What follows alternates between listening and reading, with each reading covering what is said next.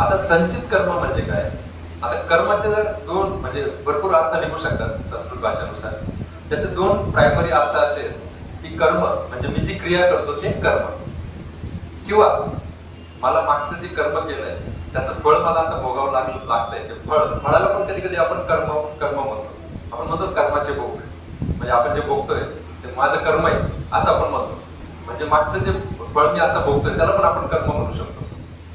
तर मग कर्माचं म्हणजे आपण जे कार्य करतो ते किंवा आपण जे फळ भोगतो ते त्याला आपण कर्म म्हणू शकतो आपण म्हणतात इनफॅक्ट. तर हे जे संचित कर्म जे असतात म्हणजे आपण मागच्या जीवनामध्ये काही गुन्हा वगैरे केला असेल किंवा आपण काहीतरी पाप केलं असेल, त्याचं आपण मागच्या वेळेस बघितलं की ती शिक्षा लगेच भेटेल असं काही नाही, ती कालांतराने भेटू शकते.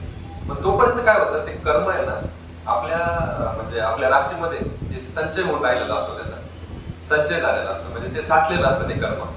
म्हणजे जसं काय आपण ते बी रोवलेलं आहे तिथं, आपण जे एखादं पाप कर्म केलंय तर पाप कर्माचं बी रोवलेलं आहे आपण, तर बीचा तो संचय झालेला आहे. ते बी आता तिथं फुलतंय वाढतंय, ते पूर्णपणे फळारूपाला नाही आलेलं आहे पण ते तिथं आकार घेतंय, त्याला आपण संचय म्हणतो, संचित कर्म.